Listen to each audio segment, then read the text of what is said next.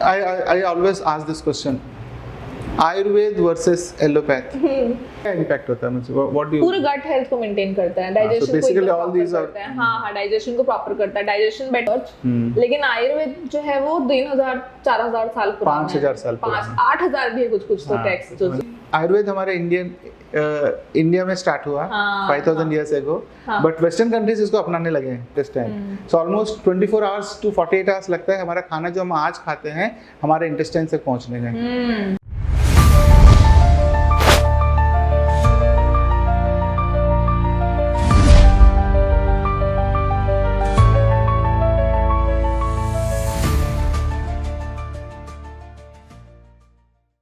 Namaste and welcome to my podcast Unsung Heroes Legends in Spotlight.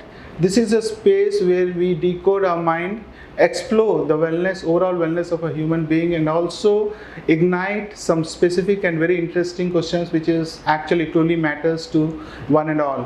And today in this particular episode, what we are going to talk is all about an ancient wisdom and how this ancient wisdom can be used and explored for the modern lifestyle. As we all know that Ayurveda is a very ancient 5000 plus years of science of life, and Ayurveda, how we can blend Ayurveda into our daily life, into the modern lifestyle, and how this particular Ayurveda is going to address the modern lifestyle diseases like stress and the gut imbalances. So this is what is going to be talked about today. And today also we have a very special guest who is an Ayurveda intern, and apart from that she is also a passionate food blogger. And today we are going to dive deep into the subject as to how the Ayurveda can be used to change the modern lifestyles and also address the problems of the stress, anxiety and other stuff, and also the gut imbalances.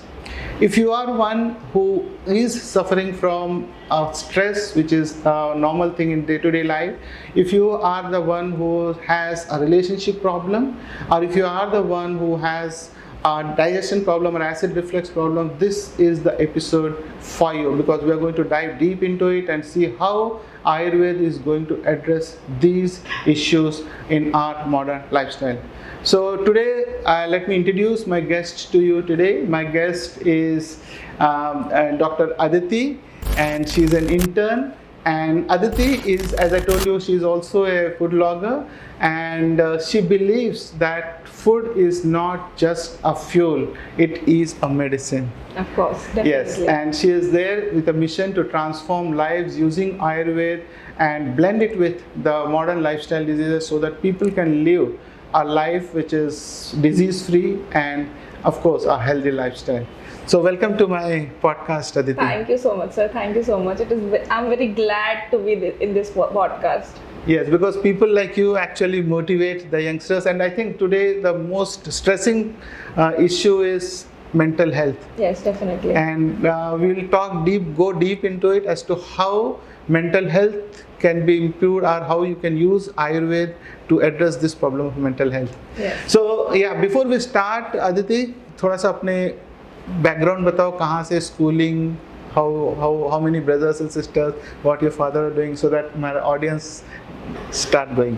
Namaste everyone. I am Dr. Aditi Mahipal. I am pursuing Bachelor's of Ayurvedic Medicine and Surgery from Bilaspur itself.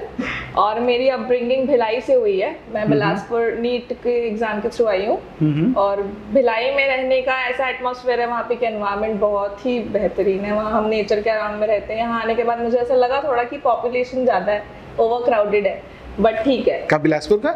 हाँ, बिलासपुर का। Okay. तो फिर यहाँ आना हुआ, और schooling तो पूरी भिलाई से हुई है। उसके बाद मेरी रायपुर में 1 साल की ड्रॉप थी, फिर मैं एक बार कोटा भी गई हूँ ड्रॉप के लिए, प्रिपरेशन। हाँ, प्रिपरेशन के लिए मेरे को चाहिए था MBBS, लेकिन फिर मेरे को ऐसा लगता है कभी कभी कि मैंने आयुर्वेद को नहीं चुना है, आयुर्वेद ने मुझे चुना है। अच्छा, ओके। सो मेरा अगला क्वेश्चन वही था। अच्छा। वाई आयुर्वेद? हाँ, तो ऐसा कभी प्लान नहीं था कि हमेशा प्लान था कि एक MBBS डॉक्टर बनना है, पर फिर ऐसा हो गया कुछ कि 25 नंबर से मैं रह गई। ओके। तो फिर आयुर्वेद के लिए मैंने देखा मुझे गवर्नमेंट कॉलेज मिल रहा था, तो मैंने आयुर्वेद ऑप्ट कर लिया. It was not by choice. It is by choice. Now it is by choice. Yeah, it is by So now you are enjoying it. Yeah, I'm totally enjoying it. That means you feel that you are lucky that you got an Ayurveda. Yes, of course. मैंने आपको बोला ना जैसे कि आयुर्वेद को मैंने नहीं चुना है, बट आयुर्वेद ने मुझे चुना है. शायद कहीं ना कहीं ऐसा कुछ होगा, डेस्टिनी. मुझे तो बिलासपुर आने का, मैंने जब अपना काउंसलिंग भरा था तो मैंने बिलासपुर सबसे आखिरी में भरा था. Okay.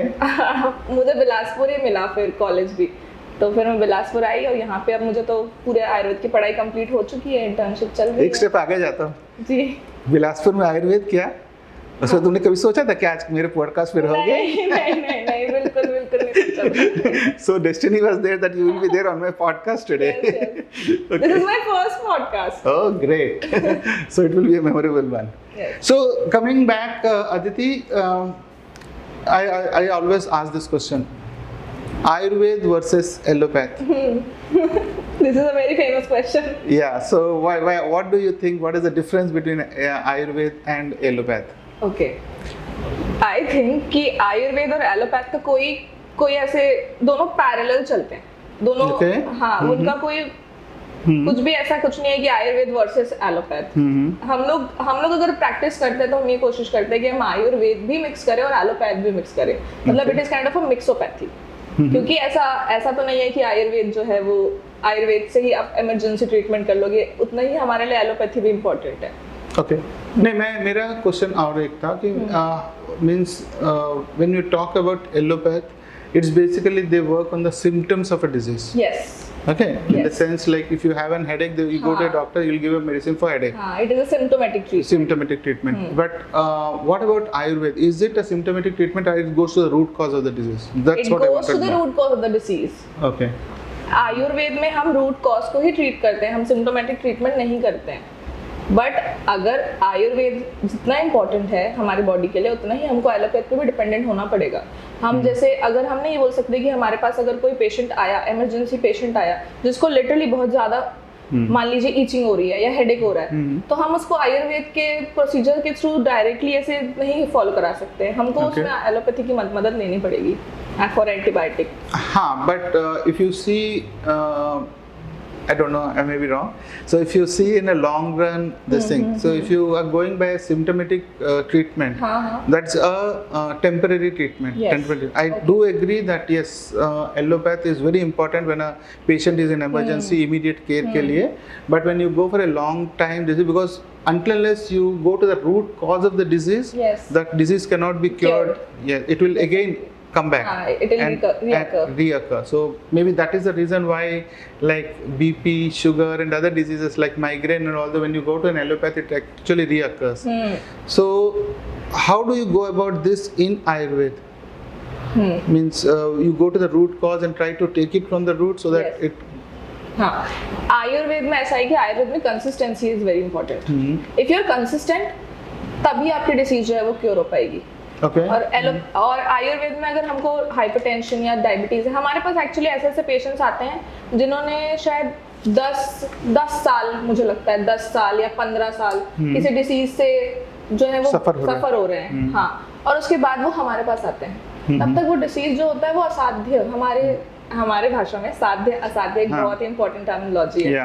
तो वो डिसीज तब तक असाध्य हो जाती है, तो हमारे पास कुछ ऑप्शन नहीं बचता है उसको सिर्फ मेंटेन करने के अलावा. तो वही मेरा है कहना कि अगर किसी इंसान को कुछ दिक्कतें हो रही हैं और वो शुरुआत से ही उस पर ध्यान दे और आयुर्वेद को फॉलो करे, तो शायद वो असाध्य ना हो और शायद वो मतलब पूरी तरीके से ही कंप्लीटली क्योर हो जाए. ऐसा कुछ टेक्स्ट में लिखा है, ऐसा मैं क्लेम नहीं कर रही, लेकिन ऐसा लिखा हुआ है उसमें कि डायबिटीज और हाइपरटेंशन जड़ से हटाया जा सकता है थ्रू आयुर्वेद. हटाया जा सकता है, yes. In fact it can B naturopathy से भी हटाया जा सकता है. Yes. So I strongly believe that. But then you have spoken about very important word called consistency. Yes. So I think consistency जो है it's very important in every walk of our life. Be it studies, be it this, because unless you are consistent, you can never be successful. So it's not particularly about Ayurveda, but consistency is a term which is very important in every walk of our life. Yes. And without consistency, nothing can be achieved. I agree. Okay. Yeah. So Yeah, so with that, let's come to my next question. Okay. So the topic which is very close to my heart. Okay, so mental health is a challenge now. And you know that stresses are so high nowadays. So there are stress levels are very high, and right from students to old people, everybody is suffering from mental stress in maybe a personal or professional or relationship, whatever it is. Now, as far as allopathy is concerned, I think there are psychiatrists and there are some treatments for therapies and all those things. But I strongly feel that they're not a permanent solution. As far as this thing, that's my personal opinion. But as far as Ayurveda is concerned, how do Ayurveda treat these mental issues? Whether they go to what is the mode of treatment you undertake? Whatever knowledge you have. Okay. So it is like that कि अगर हम जब आयुर्वेद पढ़ते हैं तो हम एक human के बारे में ही डिस्कस नहीं कर रहे होते हैं. हम जो है वो पूरे नेचर के बारे में डिस्कस कर रहे होते हैं. ओके. हाँ, तो आयुर्वेद के अकॉर्डिंग हमारे बॉडी में 3 दोष होते हैं, वात, पित्त और कफ. मुझे ऐसा लगता है कि जो आयुर्वेद जानने वाले हैं उनको पता होगा. और उसके साथ में 3 मानसिक दोष भी होते हैं. ये तो शारीरिक दोष है 3, वात, पित्त और कफ. और 3 मानसिक दोष भी होते हैं, सत्व, रज और तम. इसमें थोड़ा हमारे व्यूअर्स के लिए थोड़ा सा डिटेल्स में बता दो क्या है. तो जैसे शारीरिक दोष होते हैं वात, पित्त और कफ, है ना. तो और वैसे ही मानसिक दोष होते हैं सत्व, रज और तम. मैं डिटेल में बताती हूँ कि सत्व जो होता है ना, वो जैसे कोई बहुत ही केयरिंग आदमी है, बहुत ही काइंड, पोलाइट, जिसके में कोई भी दोष नहीं है, वो सत्व को रिप्रेजेंट करता है. कोई ऐसा व्यक्ति होता है जो चोरी करता है या किसी को नुकसान पहुंचाने की कोशिश करता है, वो रज वाला व्यक्ति होता है. और अगर कोई ऐसा व्यक्ति है जो सेल्फ हार्म करता है, वो तामसिक होता है. जो बहुत हमेशा दुख में रहता है, जिसको हमेशा दुख ही सताती रहती है, जो हमेशा ही अपने आप को नकारात्मक चीजें बोलता रहता है, वो तामसिक होता है. तो जब ये इन तीनों दोष में, शारीरिक प्लस मानसिक, ये जो 6 दोष बता रही हूँ, उनमें अगर इम्बैलेंस क्रिएट होता है तब हमको डिसीज होती है. और जब मानसिक दोष में इम्बैलेंस क्रिएट होता है तो फिर हमको मेंटल प्रॉब्लम्स चालू हो जाते हैं. ओके. सो आप आयुर्वेद में मेंटल हेल्थ को किस तरह से अप्रोच करते हैं? मतलब what is the methodology of treatment for mental health? हम ये करते हैं, हम दोष पे ही करते हैं सारा कुछ. दोष को ही बैलेंस करने की कोशिश करते हैं. अगर दोष जो है वो दिनचर्या यानी कि लाइफस्टाइल, जो डेली रूटीन होता है, उससे बैलेंस हो रहा है तो बहुत बढ़िया. और अगर उनको किसी सप्लीमेंट की जरूरत है तो हम सप्लीमेंट भी देते हैं. अगर उनको किसी थेरेपीज की जरूरत है तो हम थेरेपीज भी प्रोवाइड करते हैं. बट हमारा मेन कंसर्न रहता है कि उनका लाइफस्टाइल, उनका जो दिनचर्या है, उनकी जो रात्रि चर्या है, वो कैसे फॉलो कर रहे हैं, उसको हम ज्यादा ध्यान देते हैं पेशेंट के अकॉर्डिंग. क्योंकि हमारे अकॉर्डिंग जैसे हर एक व्यक्ति की अलग अलग प्रकृति होती है. एनवायरनमेंट नहीं, सेल्फ मतलब बॉडी की प्रकृति होती है बेसिकली. हाँ, ठीक है. Okay, understood. तो वो उस प्रकृति के अकॉर्डिंग फिर हम ट्रीटमेंट्स देते हैं कि उसके प्रकृति को वो सूट करनी चाहिए. Okay. So every person has a different prakriti. Yes, प्रकृति होता है because every person is unique, so every person is different. So you treat as per that person's uniqueness. हां, मतलब it can be common. It is common. Few of the things might be common, but there are some things which are different. Okay. Yes. So you try to change the lifestyle of a person when a mental health. Definitely. We want that person to be consistent. और हम लोग उसके lifestyle को बिल्कुल change करना चाहते हैं. क्योंकि आपने नोटिस किया होगा, आप तो जानते ही, मेरे से बेहतर जानते हैं, कि अगर किसी इंसान की मेंटल हेल्थ खराब है, वो स्ट्रेस या एंजाइटी से सफर कर रहा है, तो उसका लाइफस्टाइल पूरी तरीके से खराब हो चुका होता है. करेक्ट. तो अगर वो उसको पहले बैलेंस कर ले, मतलब 1 स्टेप एट अ टाइम, कि अगर वो उसको बैलेंस कर ले तो फिर उसके लिए वो आसान हो जाएगा कि वो अपने स्ट्रेस से एक्चुअली डील कर पाएगा. बहुत लोग तो स्ट्रेस से डील ही नहीं कर पाते हैं. तो हम यही कोशिश करते हैं, पहले हम उसको अच्छे से काउंसिल करते हैं. काउंसिल करने के बाद अगर वो बता दिया तो फिर सीधा रूट कॉज पे भी जाते हैं. और बहुत बार तो ऐसा होता है कि रूट कॉज जो है वो रिलेशनशिप इश्यूज वगैरह ही होते हैं. तो उसके लिए तो हम कुछ नहीं कर सकते, लेकिन फिर हम उनको थेरेपीज पे डाल देते हैं कि आप थेरेपीज लीजिए. हमारे पास एक है पंचकर्म थेरेपी, जो बहुत ही बढ़िया है. तो हम पंचकर्म थेरेपीज करवाते हैं या कोई सप्लीमेंट्स देते हैं जिससे उनको बेटर फील हो. ओके. सो आपने कहा कि रिलेशनशिप इश्यूज से हम कुछ नहीं कर सकते. So there are we can actually improve the relationships also. Yes, definitely. This is out of the scope of Ayurveda, but then I'm telling you there are techniques. You must have heard about Huna techniques. Yeah. They're basically Hawaiian techniques where we okay. can use and actually change the relationship.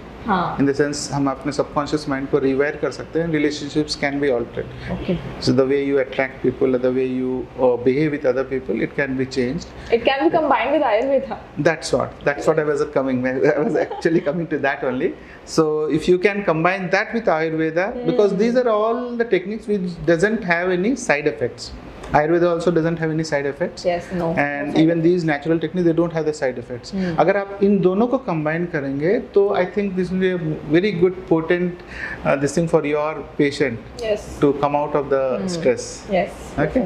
So but yeah, very nicely put, and you have very nicely described that चित्त आपके तीन जो mental and physical जो ये है ना, yes. So having said that,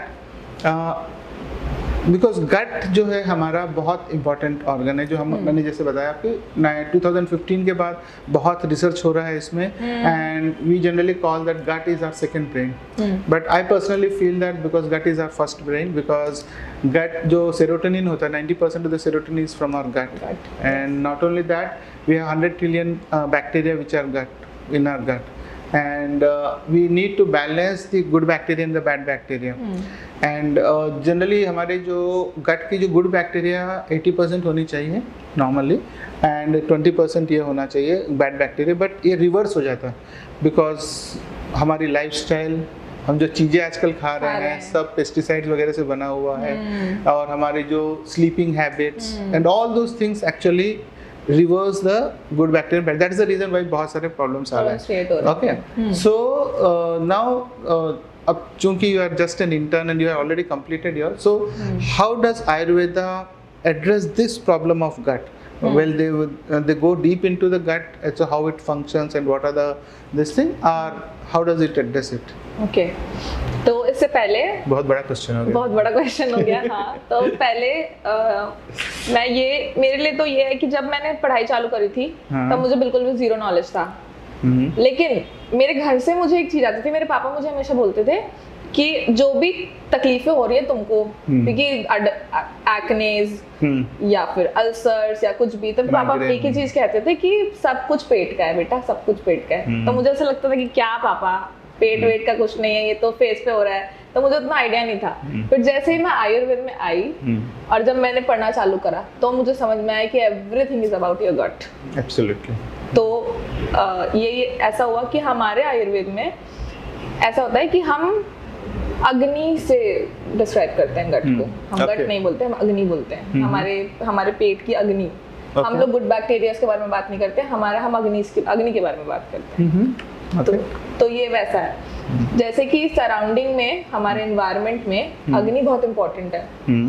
हम अग्नि को सेक्रेड मानते हैं, राइट, इन हिंदू. यस. तो अग्नि जैसे सेक्रेड है, वैसे हमारे आयुर्वेद में हम अग्नि को अपने लिए बहुत सेक्रेड मानते हैं, क्योंकि अग्नि अगर खराब हुई तो सब कुछ खराब हो जाएगा. Agni is related to everything, your mind, your body, everything. Okay. So there are 13 types of Agni in our body. Nobody knows about it. Yes. There are 13 types of Agni. The main is Jaఠराग्नि. अगर जठराग्नि खराब हुई तो फिर आपका पाचन खराब हो जाएगा. इनके 13 जो अग्नि से बात कर रहे हो, ये क्या लोकेशन अलग-अलग लोकेशंस में है बॉडी के? हाँ, अलग-अलग लोकेशंस पे है बॉडी के. So this is a new thing for me actually. हाँ, this is for the first time. Okay, great. अलग-अलग लोकेशंस पे है बॉडी. And अलग-अलग फंक्शंस हैं इन 13. हाँ, अलग-अलग फंक्शंस हैं. आप लोग ने ये सुना है क्या कि हमारी बॉडी 5 महाभूतों से बनी हुई है? मैं 7 चक्रास की जानता हूँ मैं. अच्छा, 7 चक्रास तो ठीक है. जो हमारे यहाँ ग्लैंड्स है. 7 चक्रास है, बट एक हमारे में कॉन्सेप्ट है कि हमारी बॉडी जो है वो 5 महाभूतों से बनी है. आकाश, वायु, अग्नि, जल, पृथ्वी. तो 5 महाभूत जिनसे हमारी बॉडी बनी है, उनमें 3rd नंबर पे आ रहा है अग्नि. तो अग्नि बहुत इंपॉर्टेंट है. और अग्नि को ही हम मॉडर्न लैंग्वेजेस में गट, गुड बैक्टीरियाज, एंजाइम्स, ये सब कह देते हैं. बट हम अग्नि के ट्रीटमेंट करते हैं. हम कभी गुड बैक्टीरिया को बढ़ाना है या ऐसा ट्रीटमेंट नहीं करते हैं. तो आपने जो 5 महाभूतों की जो बात की है, तो इनके लोकेशन स्पेसिफाई करते हैं आपके आयुर्वेद में बॉडी के अंदर में?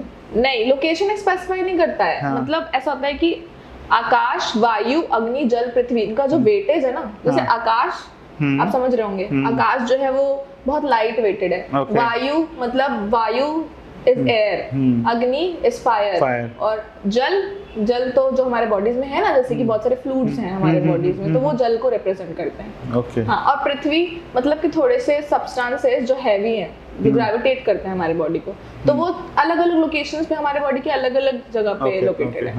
फॉर एग्जांपल इफ हम लोग अगर देख पा रहे हैं तो वो हमारे आंखों में है, जो वो लस्टर जो हमारे स्किन में है, जो हमारे आंखों में देखने की रोशनी है, वो सब अग्नि रिप्रेजेंट करता है। Okay, this is a new concept, मैंने कभी सुना भी नहीं। Ayurveda is very interesting if you want to Yeah, so explore. that's the reason why you are here, no? So to have more knowledge, and also my viewers will have more knowledge about Ayurveda. Yes.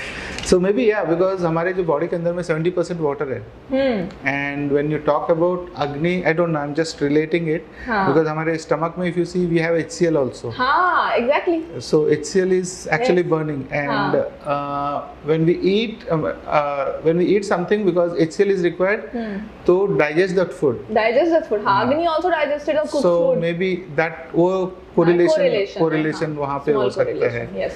Okay, great. So where are we? हाँ? We were on a question Agni related to No, I was just talking about gut. Okay. So gut say you have gone to Agni. Agni, yes. So maybe Agni को we can relate it to gut. But I was just asking कि मतलब आप आयुर्वेद में gut को अलग से बताते हैं कि नहीं, because आयुर्वेद को हम अग्नि के रूप में ही बता देते हैं। हाँ। So like when you talk about gut, ना, gut represents your stomach, your small intestine, and your large intestine till the colon. Yes. ठीक है, वो जो मैं बैड बैक्टीरिया या गुड बैक्टीरिया पूरा ट्रैक में रहता है। सो आप लोग आयुर्वेद में इन प्रॉब्लम्स को, जैसे SIBO and SIFO are the two main problem, small intestine, bacterial overgrowth and fungal overgrowth, तो ये इसका अलग से कोई ट्रीटमेंट नहीं है, या इसको हम है इसका अलग से ट्रीटमेंट है, लेकिन अभी क्या होता है कि जैसे एक डिसीज आपने सुना होगा शायद, IBS, इरिटेबल बाउल सिंड्रोम। तो इरिटेबल बाउल सिंड्रोम सबको पता है इरिटेबल बाउल सिंड्रोम क्या होता है, but in Ayurveda we call it grahani. Okay, हाँ, सो हमको सिम्टम्स कभी-कभी मैच करने पड़ जाते हैं कि इसका ये सिम्टम्स है, सो फिर then we relate and we treat. So you need to have a overall knowledge of allopathy also and allopathy also, because unless you understand that, you will not be able to give a medication to your this thing, है ना? It's quite complicated. It's not that easy as I was thinking. It is very complicated. And how about the medications in Ayurveda? They're all natural, right? हाँ. And they're prepared from natural roots, leaves, leaves और ये branches, सब कुछ ना, सब everything is from the flowers and so plant based, basically plant based, हाँ, तभी तो खाने में नहीं बन पाता ना, लोग खा नहीं पाते, फिर कंसिस्टेंट नहीं रह पाता है मेडिसिन में, क्योंकि थोड़ा सा उसका टेस्ट बिटर होता है। तो एक चीज और बहुत इंपॉर्टेंट चीज है, सो जो हमारे टंग में जो टेस्ट बड्स के लिए अच्छा रहता है ना, that's not good for our health. सही बात है, मतलब overall if you see in general, सही बात है, बिल्कुल जो टेस्टी रहता है, आप ले लो, पिज्जा ले लो, बर्गर ले लो, या फिर कोई स्वीट्स ले लो, ये अगर हमारे स्वीट अपने टेस्ट बड्स के लिए अच्छा होता है तो it's not good for our health. In the long run, कभी-कभी खा सकते हैं, कभी-कभी खा सकते हैं, but overall you have to maintain your bacteria, gut को हेल्थ मेंटेन करना बहुत जरूरी है। सो तो अभी आप now since you are quite new and आपके पास अभी ज़्यादा ये भी एक्सपीरियंस भी नहीं है, did you come across any patient who was mentally ill and how did you treat any, कोई ऐसा है? हाँ बिल्कुल, जब मैं अपने फाइनल ईयर में थी तो फाइनल ईयर में हमको ओपीडीज में बैठने को मिलता है, ओपीडीज में हम पेशेंट्स को देख सकते हैं, तो ऐसे बहुत सारे पेशेंट्स आते थे जिनको बहुत, मुझे ऐसा लगता था उनको देख के कि दे आर वेरी स्ट्रेस्ड।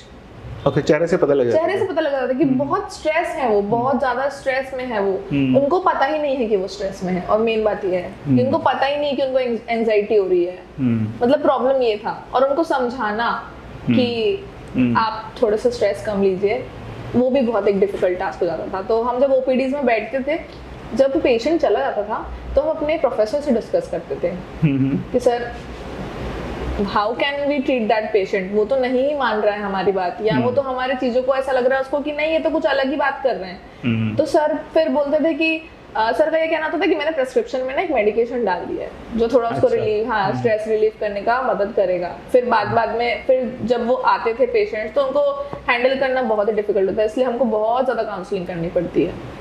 आए हैं ऐसे 1-2 पेशेंट्स आए हैं, ओके, हाँ, लेकिन कंसिस्टेंट नहीं रह पाते हैं। नहीं, बट एक और भी इश्यू है यहाँ पे। When we talk about stress, हमारी सोसाइटी में इट्स अ टैबू ना, लाइक आपको मेंटल प्रॉब्लम है तो टैबू है, so people will not accept it also कि मेरा मेंटल प्रॉब्लम है, मेंटल हेल्थ इश्यू है, तो ये टैबू हो जाता है। स्पेशली आई थिंक इंडिया में ही ज़्यादा है, पर अभी लोग अभी जो है थोड़ा वो सा लोग better थोड़ा सा ले बेटर रहे हो रहे हैं, बट फॉरेन कंट्रीज में they accept it and then they go to a psychiatrist, yes. Because right time में ट्रीटमेंट हो जाए तो ठीक है। Because if you are not taking a mental treatment at a right time, then हमके जो neurons degenerate होने चालू हो जाते हैं। वंस द न्यूरॉन्स, आपका जो एल्जाइमर्स है, फिर पार्किंसन है, this are all the result of this neuron degeneration.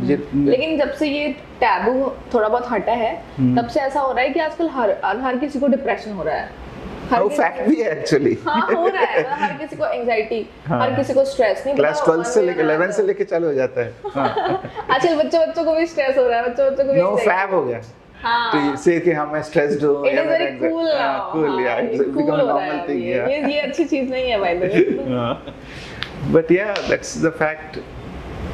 Because problem क्या है ना, हमारी body is so good, our body organs are so used to this, when diseases जो हमारे आते हैं ना, this is not outcome of 1 or 2, it's the outcome of 10-15 years का जो हम अपने बॉडी को एक्सप्लॉइट करते हैं, एब्यूज करते हैं। इसका आउटपुट हमारे 30-40 years के बाद आते हैं। हाँ, बिल्कुल। तो people are not ready to accept कि तुम अगर ऐसे करोगे तो ये तुमको डिजीज आएगा। हाँ। बोले अब तो चल रहा है, जिंदगी चलने दो यार, जब आएगा तब देखा जाएगा। अभी की लाइफस्टाइल भी ऐसी सी हो गई है ना कि अब लोगों को बहुत सारी गलत चीजें कूल लगने लग प्रोसेस्ड गई है। Food and all those things, so eating habits, sleeping habits, all those things have parents की भी ईटिंग हैबिट्स और स्लीपिंग हैबिट्स बेटर होनी चाहिए, मुझे ऐसा लगता है आजकल। In fact what I think is parents को ज्यादा काउंसलिंग की जरूरत है then the students, because I keep talking to students also, but parents themselves are not ready to listen. Yeah, we were at McDonald's one day. I was just passing by. हम देख रहे थे कि 4 लोग बैठे हुए हैं, 4 या 5 लोग बैठे हुए हैं, फैमिली के मेंबर, सारे के सारे सेम, मतलब पिताजी भी, माताजी भी, उनके बच्चे भी, सब खा रहे हैं, सब जंक फूड ऐसे खा रहे हैं, टेस्टी है, सब खा रहे हैं। तो कैसे दुनिया बचाएगी वो, तो that God only can save them. So, we don't know, they don't know what they are eating actually. Yes, they're eating poison. हाँ, Okay, now coming back to your passion, food logging. food logging. So how did you enter into that? And also food logging, how you are using it to educate people? I try to mostly, but जब शुरुआत में मैं first year में आई थी बिलासपुर, तो मतलब बिलासपुर में ऐसा था, घर से बाहर निकली थी और ये बिलासपुर ही है, तो फिर मुझे ऐसा लग रहा था कि मेरी बाहर का खाना बहुत ज़्यादा हो रहा है, क्योंकि एक कोई मैस नहीं मिल रहा था, क्योंकि मैं बाहर से हूँ, तो मैस नहीं मिल रहा था, और बाहर में जो मैस वाले थे उनका भी खाना कोई बहुत अच्छा नहीं था, तो बहुत ज़्यादा बाहर से खाने का हो रहा था, पैसे बहुत खर्च हो रहे थे। तो मैंने सोचा कि पैसे खर्च हो ही रहे हैं तो एक पेज बना के उसमें अपलोड ही कर देती हूँ, फोटो डाल के। Okay. अब मुझे पता नहीं था, बिल्कुल भी आइडिया नहीं था मुझे कि यहाँ पे फूड ब्लॉगर्स हैं, काफ़ी सारे हैं, बहुत है। हाँ, पायनियर्स बैठे हुए हैं यहाँ पे, मुझे नहीं पता था। उसके बाद फिर धीरे धीरे मैंने देखा कि लोगों से फूड ब्लॉगर से मिलती गई, बात होती गई, उनको देख देख के उनका कंटेंट देखती थी, अपना भी कंटेंट देखती थी। फिर कोविड आ गया। Okay. तो कोविड में मैंने घर पे जाके मम्मी के जो भी खाने होते थे उनके फोटोज वगैरह, वीडियोस वगैरह क्लिक्स करके फिर मैं अपलोड करती थी, तो फॉलोअर्स बढ़ने लगे, 1000 2000 3000, फिर थोड़ा सा इंटरेस्ट बढ़ने लगा, फिर दोस्त भी बन गए, फिर तो ऐसे ही फूड ब्लॉगिंग चालू हो गई। तो बट जब आप फूड ब्लॉगिंग करती हो, तो you means accept anything which is coming, are you always try to educate people से दिस इज गुड फूड, और या किसी को एडवर्टाइजमेंट करती हो? वो तो मेरे अंदर है ना, सामने वाले को एजुकेट करना तो मेरे अंदर आ चुका है। As a food blogger and as a means doctor, अगर आपने एक बर्गर लेके उसका एडवर्टाइजमेंट कर दिया तो दैट्स नॉट गुड ना? हाँ, नहीं, ऐसा नहीं होता है। ऐसा नहीं होता है, मतलब मैं अपने बहुत रियल रहने की कोशिश करती हूँ, अपने स्टोरीज में बहुत रियल रहने की। हाँ, that's what जब मेरे को पूछते हैं लोग कि मैडम आप इतना सारा खाना खा लेते हो, तो मैं उनको बोलती हूँ कि नहीं, ये हम नहीं खाते हैं पूरा, ये हमारे प्लेट में एक एक पीसेस ही रहते हैं, उसके हम जस्ट टेस्ट करते हैं, हम पूरा नहीं खाते हैं। हम लोग भी ह्यूमंस ही हैं, कितना ही खा लेंगे। तो वैसा होता है। तो मैं बहुत रियल रहने की कोशिश करती हूँ कि अपना मैं जैसी, मेरे को बहुत कॉम्प्लीमेंट्स भी आते हैं कि आप तो फूड ब्लॉगर हो, फिर भी आप बहुत परफेक्टली स्लिम ट्रिम। तो मेरा यही उनको जवाब रहता है कि मैं अपना डाइट जो है वो मेंटेन रखती हूँ। मैं फूड ब्लॉगर हूँ, इसका मतलब ये नहीं है कि मैं कुछ भी खा रही हूँ। मैं बहुत ज्यादा ध्यान रखती हूँ उन सब चीजों में। जैसे पान पसंद का जो ऐड आता है ना, उसमें सलमान खान वगैरह तो कभी खाते नहीं होंगे, लेकिन ऐड करते हैं, but it is not good for audience also. So just for commercial purposes they are doing it, which is not good, क्योंकि दे आर एन इन्फ्लुएंसर, उन लोग पूरा इन्फ्लुएंस कर रहे हैं। वो जो कर रहे हैं वो कूल है लोगों के लिए। So that is wrong ना? हाँ, it is wrong. One side you are telling it tobacco is not good and पान पसंद तुम advertise कर रहे हो, but anyway that's a different thing. So any simple tips you would like to give to my viewers, so which are means Ayurved point of view, so which are घर पे हैं ingredients जो है उसको use कर सकते हो और अपने हेल्थ को अच्छा कर सकते हो और अपने गट को अच्छा कर सकते हो। 2-4 टिप्स। ओके, तो ना मेरे हिसाब से ना आयुर्वेद और होम रेमेडीज दोनों डिफरेंट थिंग्स हैं। तो अगर होम अजवाइन की पानी और एक अभी फ्लैक्सीड चिया सीड्स बहुत ज्यादा फेमस हो रहे हैं, तो उसका प्रीबायोटिक्स हाँ, वो भी आप यूज कर सकते हैं। जीरा यूज कर सकते हैं, ओके, हींग यूज कर सकते हैं। सो इनका क्या इम्पैक्ट होता है, मतलब व्हाट डू यू, पूरे गट हेल्थ को मेंटेन करता है, डाइजेशन को बेसिकली ऑल दीस आर, करता है। हाँ, डाइजेशन को प्रॉपर करता है। डाइजेशन बेटर हुआ तो आपकी स्किन भी ग्लो करेगी, क्योंकि आप इंटरनली अच्छे रहोगे तो एक्सटर्नली तो ऑब्वियसली अच्छे लगने लग जाओगे। तो जीरा, हींग हो गया, जीरा हो गया, अजवाइन हो गया, फ्लैक्स सीड्स, चिया सीड्स हो गए, ये डाइजेशन को बेटर करेंगे। और अगर हल्दी है, हल्दी भी बहुत इंपॉर्टेंट है। तो ये सारी चीजें हैं। लेकिन अगर आप आयुर्वेद के लिए पूछेंगे, आयुर्वेद पॉइंट ऑफ व्यू से, home remedies and Ayurveda is a very different concept. तो अगर आयुर्वेद कहीं पे रिलेटेड नहीं है, रिलेटेड है, बट आयुर्वेद के हर्ब्स और वो बहुत डिफरेंट है। हाँ, वो ऐसे नॉर्मली नहीं, दे आर टोटली डिफरेंट, या डिफरेंट। तो अगर आप आयुर्वेद को कैसे अपने लाइफ में लाना चाहते हैं, लाइफस्टाइल में लाना चाहते हैं, तो मैं ये बोलूंगी कि मेरे एक टीचर थे, उन्होंने मेरे को जब पढ़ाया सेकेंड ईयर में, तो उन्होंने मुझे एक बात बोली थी कि बेटा, जब तुम्हारे सामने बहुत सारे खाने रखे हो और तुम खा चुके हो और तुम सोच रहे हो कि अब मैं क्या करूं, तो एक काम करो, मत करो। अगर आपको लगता है कि यू आर फुल, अगर आपको लगता है कि आप खाना खा चुके हो, फिर भी आपके सामने कोई अच्छी चीज आ गई और आपको लग रहा है कि मैं खा लेता हूँ उसको, और सोच रहे हो, तो मत खाओ। वो खराबी करेगा, वो एसिडिटी कॉज करेगा, या तो ब्लोटिंग करेगा, या कुछ ना कुछ तो करेगा। वो इसलिए करेगा बिकॉज बोला जाता है ना कि you just have to have 75% of what you can eat, because हमारे स्टमक में उतना जगह भी तो चाहिए उसको एडजस्ट करने के लिए, मेंटेन करने के लिए, डाइजेस्ट करने के लिए एसिड के साथ में। So that is the reason. I think जो हमारे बुजुर्ग जो बोलते थे ना, there was some scientific reason behind that. तो हाँ, बिल्कुल 100%। जो अभी हमें पता लग रहा है कि क्यों हमको बोला जाता है कि पूरा पेट भर के मत खाओ। हाँ, 2015 से मुझे ऐसा लगता है कि आपने बोला 2015 से चालू हुआ है रिसर्च, लेकिन आयुर्वेद जो है वो 3000 4000 साल पुराना है, 5000 साल पुराना, 8000 भी है कुछ तो टेक्स्ट जो उसके हैं। हाँ, तो मुझे लगता है कि बहुत लेट हो गए हम। बट बहुत अनफॉर्चुनेट चीज ये है कि आयुर्वेद हमारे इंडिया में स्टार्ट हुआ 5000 years ago, but western countries इसको अपनाने लगे हैं और हम अपना नहीं रहे। सो that is a very sad part of it, है ना। सो हम मॉडर्न मेडिसिन की तरफ भाग रहे हैं। We always go to the western medicines, and but we don't. मुझे ऐसा लगता है कि थोड़े साल बाद जैसे वेस्टर्न में वो बहुत पॉपुलर हो जाएगा ना, फिर आयुर्वेद इंडिया में बहुत पॉपुलर हो जाएगा। वो सर्कल है ना, विशेष सर्कल है, so it will come back. तो ये है। ओके, सो एक Ayurveda talks about mental toxins, और आई थिंक आप आमा बोलते हैं समथिंग, आम बोलते हैं, आमा लिखा समथिंग, वही like so which affects the mind. हाँ, there is a connection. I just heard somewhere. हाँ, there is a connection. So if you know something, can you throw some light on that? थोड़ा बहुत knowledge है मेरे को इस चीज का, कि जैसे मैंने आपसे अग्नि की बात करी, तो अग्नि का रोल जो होता है वो हमारे बॉडी में पूरी तरीके से इफेक्ट करता है। और फिर मैंने आपसे दोष की भी बात करी थी, शारीरिक दोष और मानसिक दोष, वात पित्त कफ एंड सत्वरज तम। तो ऐसा होता है अगर आप बहुत ही, आपकी लाइफस्टाइल पूरी तरीके से खराब है, आप आराम से उठ रहे हो, एक्सरसाइज नहीं कर रहे हो, फिर जंक खा रहे हो, और जंक जो है वो चली रहा है, तो वो आपको अफेक्ट तो कर रहा है। तो आपको पता है, आपको ब्लोटिंग हो गई, आपकी अग्नि खराब हो चुकी है, आपकी अग्नि मंद हो चुकी है। अग्नि जब मंद होती है, मंद होना का मतलब होता है धीमी हो जाती है, स्लो हो जाती है, उसका प्रोसेस डाइजेस्ट नहीं कर पाने की उसकी क्षमता खत्म हो जाती है, तब वो आम को क्रिएट करती है। आम is basically undigested food, bolus. Okay, हाँ, अनडाइजेस्टेड जो हम सीवो और सीफो बोलते हैं, small intestine fungal overgrowth and bacterial overgrowth, that's तो आम इज अनडाइजेस्टेड बोलस, है ना। तो आम जो है फिर वो ऐसा होता है कि आम हमारे, मैंने आपको बताया कि हमारे बॉडी में वायु भी है, वात भी है। वात मतलब जो ट्रांसफर करती है, जैसे कि अगर हमारे डाइजेशन अच्छे से हो रहा है तो वो चीजों को पूरे बॉडी में ट्रांसफर करेगी। तो अगर आम भी है ना हमारे बॉडी में, तो वायु का काम है ट्रांसफर करना, तो वायु आम को भी ट्रांसफर कर देती है। ओके, सो एसिड रिफ्लक्स वगैरह में भी, एसिड रिफ्लक्स भी आते हैं। आर्थराइटिस होता है किसी को, तो उसको हम लोग गठिया बात बोलते हैं, एक बीमारी है, तो वो उसमें हमारे में आम फॉर्मेशन हो जाता है। बट आम तो पेट में होता है, फिर आम इधर उधर कैसे फॉर्मेशन हो रहा है, जॉइंट्स में कैसे जा रहा है, तो वो ट्रांसफर हो जाता है। तो इसलिए आम का डाइजेशन होना बहुत जरूरी है। और अगर अग्नि अच्छी रहेगी, अग्नि एकदम स्ट्रांग है, जठराग्नि बहुत पावरफुल है, तो वो डाइजेस्ट कर लेगी। और जैसे ही पेट का आम बनना चालू हुआ, तो वो डायरेक्टली आपके मानसिक दोषों को भी इम्बैलेंस करना शुरू करेगी। तो वो ऐसे कनेक्टेड है। तो मानसिक दोष इम्बैलेंस होंगे, फिर mental stress, anxiety. Okay, I think now I can slightly relate it. जब हम अपने ह्यूमन आर्किटेक्चर की बात करूंगा, तो हमारे जो माइंड है, हमारा गट है और हमारा हार्ट है। So these three are connected through vagus nerve. Vagus nerve is the biggest nerve.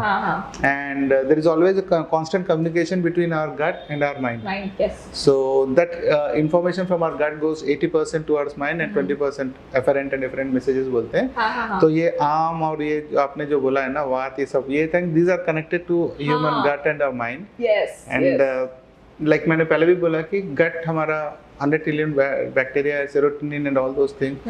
So because of bad gut only हमारा एक्ने होता है।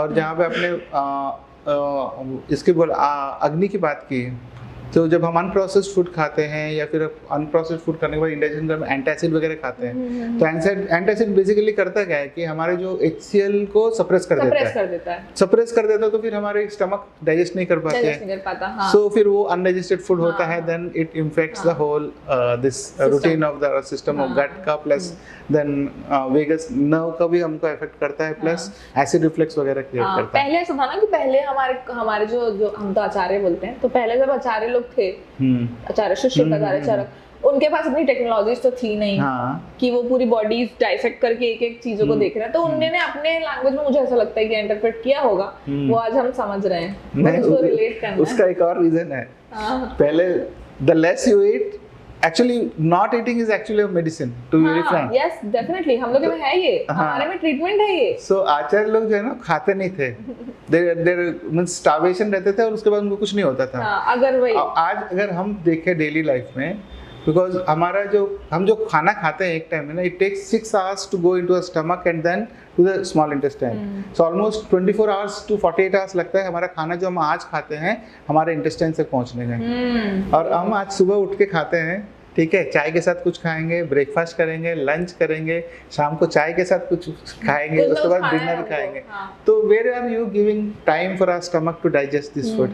बिल्कुल सही बात। And that is the reason ये जो फैट है plus all this diseases are actually happening. Yes. And जो आपने वो बोला ना कि हमारे जो पूर्वज है या आचार्य लोग, वो लोग खाते ही नहीं थे, तो there is no question of all this things, in the sense not over eating नहीं करते थे। So that is the reason, one of them, they are very always healthy, always young. So वो भी एक रीजन है। Okay, great, I think you are taken the whole conversation very nicely, and I think my viewers and they'll be quite benefited, and I think those people who really want to understand more about gut and all, and how Ayurveda is related to our allopathic medicine are this thing. So this is going to be a very interesting one. So before we go, one small Ayurveda habit routine every day one should follow to be healthy and fit, if you know any. मुझे ऐसा लगता है कि हमारे आयुर्वेद में दिनचर्या को बहुत ज्यादा इंपॉर्टेंस दिया गया है, डेली रूटीन को बहुत ज्यादा इंपॉर्टेंस दिया गया है। तो अगर कोई दिनचर्या, रात्रिचर्या, ऋतुचर्या, 3 चीजों को बहुत इंपॉर्टेंस दिया गया है, तो मुझे ऐसा लगता है अगर किसी को बहुत ज्यादा ही ऐसा है कि उनको अपने लाइफ में आयुर्वेदा फॉलो करना है, आयुर्वेदा लाना है, तो उनको दिनचर्या फॉलो करना जरूरी है। अपने उठने के उठने के लेने से पूरा रात में सोने के समय तक का जो एक दिनचर्या है वो उसको मेंटेन करना बहुत जरूरी है, बाकी तो अपने आप मेंटेन हो व्हाट इज दैट ऋतुचर्या? जाएगा। जैसे वेदर्स जो डिफरेंट अच्छा, okay. वेदर्स उसके हाँ, हाँ, अकॉर्डिंग भी एक चर्या होती है, उसके अकॉर्डिंग भी Okay. आहार होता है, उसके अकॉर्डिंग भी चीजें होती है, वो बहुत बड़ा एक वास्ट टॉपिक है।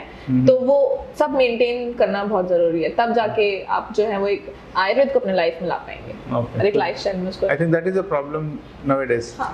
Because नहीं, ऐसा नहीं है, कुछ लोग हैं अच्छे जो No, no, consistency in general, I'm not in this specific. There are only 5% of the people who actually follow. But when you talk about this dincharya and Ratricharya. Ratricharya, Yes. so it again brings about a concept called discipline, self-discipline. Self-discipline, So every successful person is always a self-disciplined person. Definitely. So he'll always follow that dincharya and ratricharya, and other than that also day to day this thing also he follows. Yes. Okay. Ah. So yeah, thank you Aditi for so much, this valuable time of yours and sharing your knowledge and giving a deep insight, diving deep into what is Ayurveda and how Ayurveda is connected to our this thing. So viewers, I hope you will be benefited by this very interesting talk what we had today. And if you really want to understand more about it, you can always ping to me, DM to me, so that we can connect to Aditi to know more about Ayurveda. And also, if you want to know more about how human mind works and how we can actually improve our gut health, you can always DM me in the below. And also, you can visit my website, the link which I am giving below. And one more thing which I would like to bring here is mental health is a problem now. And during my association with the society, what I found is the old people who are staying alone, 60s and 70s, whose children are outside and they're working, they are in a state of great depression, because they're always in a constant of depression, saying that who will look after if one of our partner go, who will bring us the medicine, who will take us to the doctors. If you know somebody who really wants, then we actually started organization, or very small this thing saying that Dil Se Care. So we'll always like to help them. So you can always DM me in my give me in the comment box. We'll always reach out to them and try to help them. So with that, I bring an end to this particular interesting episode of Unsung Heroes. And then till we meet in the next episode, take care of yourself. Have a great day. Take care of your health, because health is the most important thing. Till then, Jai Hind.